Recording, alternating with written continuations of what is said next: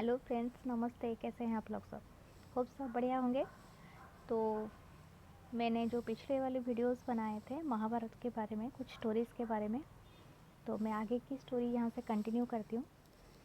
जैसे कि आप सबने जानते होंगे कि युद्ध के बाद कृष्ण जी क्या करते हैं, अपने सारे परिवार को ख़त्म कर देते हैं। उसके बाद वो बहुत थके हुए होते हैं, उनकी थकान बहुत ज़्यादा होती है। तो फिर वो डिसाइड करते हैं कि वो थोड़ा रेस्ट लेंगे। तो वो क्या करते हैं, उस समुद्र के किनारे से थोड़ा सा दूर जाके कोई एक उनका कोई वन था, एक तमाड़ वन जिसको बोलते हैं। उस तमाड़ का मतलब कोई क्रीपर का जो वन होता है, मतलब एक अच्छे वाले फूल हो उसमें खिलते हैं। अगर आपने कहीं देखा होगा तो उसमें सुगंध भी होती है। और वो जो वन में, उसमें चारों तरफ क्रीपर्स होते हैं और बहुत ज़्यादा लताएँ होती हैं। तो उस वन के अंदर कृष्ण क्या करते हैं, लेट जाते हैं और अपना एक एक पैर दूसरे पैर के ऊपर उठा के रखते हैं। तो ऐसे लेट के वो क्या करते हैं, थोड़ा अपना थोड़ा रिलैक्स करते हैं थोड़ी देर के लिए। लेकिन यहाँ पर एक बहुत बड़ा, जैसे बोलते हैं ना, संयोग है। अच्छा, कृष्ण जी अपने वंश के गर्भ को मिटाना चाहते थे और गांधारी जी का श्राप भी लिया था, तो इसलिए उन्होंने ख़त्म किया। तो कृष्ण जी वंश के साथ अपनों खुद को भी इंक्लूड करते हैं। ठीक है, यही बात आपको समझनी है। उन्होंने श्राप सिर्फ अपने वंश के लिए नहीं लिया था, खुद पे ही लिया था। तो यहाँ पर उनकी बारी थी। अपने साथ वो कैसे, मतलब भगवान का स्वरूप हम मानते हैं, वो अपने आप को बचा के इनजस्टिस नहीं करेंगे। ठीक है, वो जस्टिस करेंगे। तो डेफिनेटली तो वहाँ पर क्या करते हैं, वो भाग्य का जो विधान जो होता है तो वहाँ पर रचा जाता है। किस तरह से, जो मैंने आपको बताया था, जो लोहे को घिसते घिसते भीम जी नहीं घिस पाए, लास्ट टाइम उन्होंने क्या किया था, समुद्र में फेंक दिया था एक लोहे के टुकड़े को। उस लोहे के टुकड़े का क्या किया था, एक मछली ने उसको निगल लिया था। ठीक है, तो मछली जब निगला था और उसको वो मछली एक को पकड़ने वाला एक किरात था। किरात एक ट्राइबल ग्रुप होता है, तो जो लोग हंटिंग और गैदरिंग उस पर ही डिपेंड होते हैं, जो, ठीक है, हंटर और गैदरर्स होते हैं। तो वहाँ पर से उनको वो मिला था, उस किरात को। वो तीर चलाने में बहुत माहिर होते हैं और उससे वो हंटिंग करते हैं। वो किरात ने क्या किया, उस लोहे को, एक अजीब सा, उसको इतना अच्छा सा नायाब सा धातु मिला, तो उसने उसको पूरा अच्छे से घिस के एक बढ़िया सा तीर बनाया। तो तीर बना के अपने अपने पास रख लिया। तो संजोग में कृष्ण जी तमाड़ वन पे अपने पैर दूसरे पैर पे टिका के सोए लेटे हुए हैं।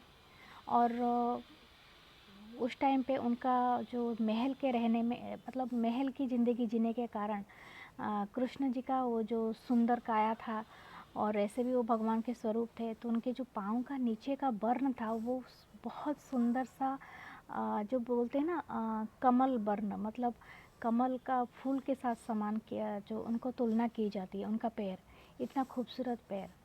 ठीक है, और उसका जो कलर था वो था रेडिश कलर। तो सॉफ्ट पैर में रेडिश रक्ताव के अंश आ ही जाते हैं तो सुंदर ही दिखेंगे। तो किरात क्या कर रहा था, वो भूखे प्यासा, वो हंटर जो गैदर जो ग्रुप से था, वो घूम रहा था कि मैं कहीं से कैसे भी एक जानवर को मार लूँ ताकि मैं अपना खाना आज का बना सकूँ। तो जब कृष्ण को के पैर को ऐसा हिलता हुआ ऐसे तमाड़ वन पे, यानी जो क्रीपर का जो जंगल था उसके अंदर देखता है, तो वो कृष्ण जी तो उसको दिखाई नहीं देते हैं, बस एक पैर दिखता है। वो पैर का जो पीछा हिस्सा इस तरह से दिखता है हिलता हुआ। तो वो इस पैर का अंश को समझ लेता है कि हिरण का कान है। ठीक है, तो हिरण का कान समझ के वो क्या करता है, उस पर बाण चला देता है, यानी अपना तीर छोड़ देता है। और जैसे ही तीर छोड़ देता है, वो शब्द भेदी सीखा हुआ होता है, तो शब्द भेदी बाण जाके उनके पैर में लग जाता है, कृष्ण जी के पैर पे। पूरी तरह से तीर इधर से आर पार निकल जाती है। कृष्ण जी को बहुत तकलीफ़ होती है, लेकिन खून बहता ही चला जाता है, बहता ही चला जाता है, रुकने का नाम ही नहीं लेता। सॉरी। तो इसके बाद क्या करते हैं कृष्ण जी, तो यहाँ पर एक दूसरा स्टोरी मैं आपको बताती हूँ। किरात अर्जुन का भाग्य में ऐसा कैसे था जो भगवान को मार सका इतना इजीली, क्योंकि आप जानते हैं कृष्ण जी मतलब भगवान के अवतार हैं। उनके साथ उनको मारना इतना इजी नहीं था, क्योंकि उनको पहले से ही भविष्य पता हो जाता था। मतलब वो कैसा पॉसिबल हुआ कि वो आके उनको तीर चला के उनको मार सकता था। इसके पीछे एक कहानी है। जो किरात हैं वो अपने पहले वाले जन्म में बाली के पुत्र हुआ करते थे। ठीक है, बाली आप जानते हैं ना, रामायण के युग में।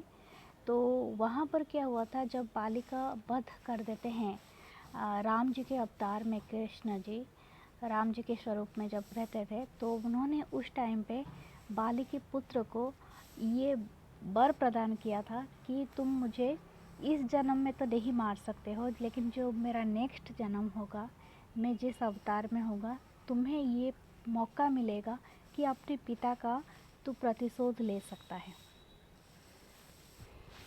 ठीक है, तो ये एक तरह का मतलब संयोग बना कि जब भगवान श्री कृष्ण अपने वंश को ख़त्म करके तमाड़ वन पे वहाँ पर जाके रेस्ट कर रहे थे, तब वो किरात के रूप में, एक सबर के रूप में, वही बाली का पुत्र जो पिछले जन्म से था, वो आके उनको मारता है।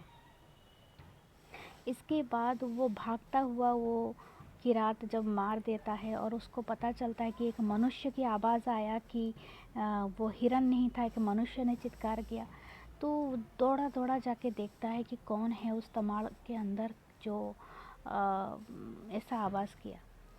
तो फिर जाके देख के वो कृष्ण जी को देखता है, दिव्य पुरुष, इतना सुंदर सा तेज आभा ऐसा प्रकट हुआ है और उनके पैर से खून बहता ही जा रहा है।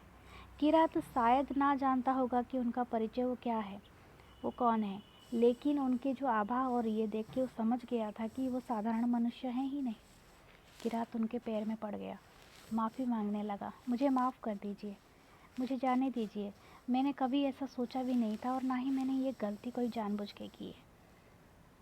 कृष्ण जी अपने ही वहाँ पर बताते हैं, तुम इसकी चिंता मत करो, तुमने जो करना था वो पिछले जन्म में तुम कर चुके हो और इस जन्म में भी, अब तुम्हारी बारी, तुम यहाँ से चले जाओगे सीधा स्वर्ग में।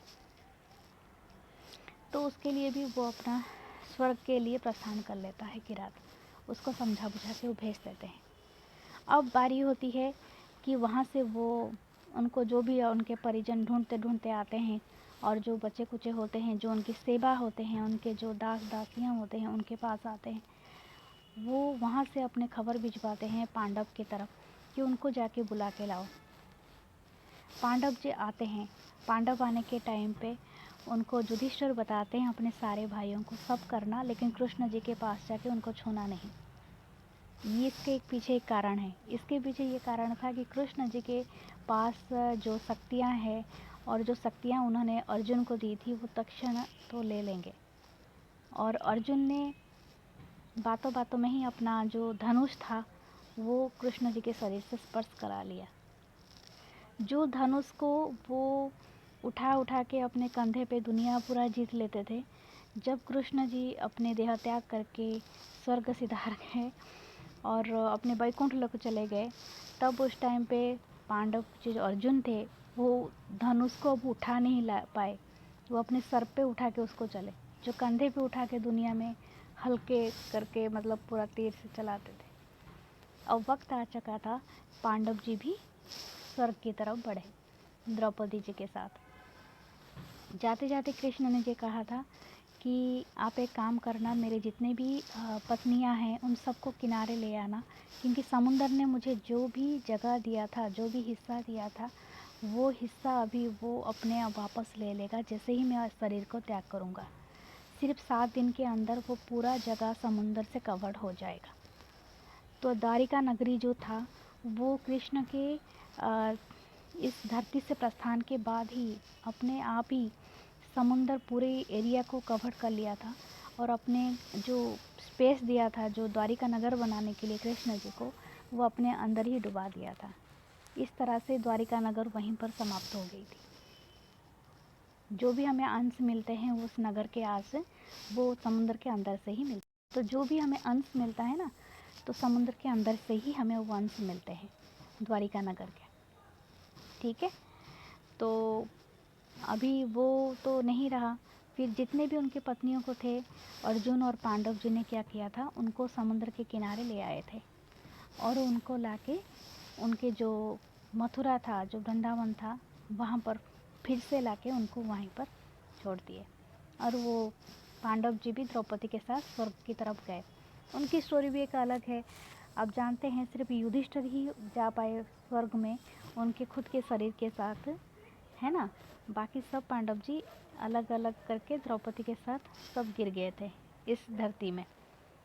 चलो, एक बात आप यहाँ से क्या सीखते हैं, इस धरती में जो भी पैदा होता है उसके लिए उसके कर्म से ही उसके भाग्य का निर्माण होता है। आप कभी भी इस बात पे, पता नहीं मुझे ये भी मैसेज आ रहा है, आपका रूप कैसा भी हो ना डियर, आप कभी भी इस बात पे दुखी नहीं होना। आपका रूप आप खुद ही आपको मतलब डिसाइड होता है। जैसे कि आपका अगर पिछले जन्म के कर्म के हिसाब से आपका रूप इस जन्म का डिसाइड होता है। आपको किसी ना किसी वक्त पे आपको अच्छा या बुरा अपने बारे में क्रिटिसाइज सुनने को मिलेगा, लेकिन इससे आप हतोत्साह ना होएं, क्योंकि आपका जो कर्म के हिसाब से आपका रूप ऑलरेडी डिसाइडेड है। तो इसलिए अच्छा कर्म कीजिए ताकि अच्छा रूप को ही बनाए रखेंगे।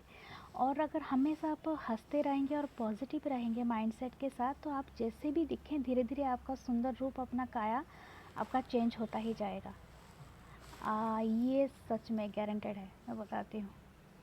ठीक है, खान पान से ज़्यादा अच्छा आता है अंतरात्मा की शुद्धता।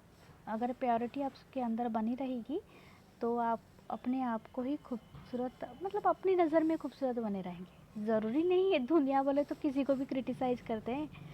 ठीक है, किसी को भी नहीं छोड़ा इस दुनिया ने, माता सीता जी को भी नहीं छोड़ा था। सो प्लीज़ इतना मत ये कीजिए और जुल्म मत कीजिए। ठीक है, अपने अंदर की सुंदरता को बनाए रखिए। थैंक यू, फिर से मिलते हैं एक अच्छी स्टोरी के साथ और अच्छी बातों के साथ। Bye, take care, love you all. और please do like my channel, subscribe my channel, ताकि बहुत सारे लोगों को और भी अच्छे से वीडियोस पहुंचा सकूं। बाय।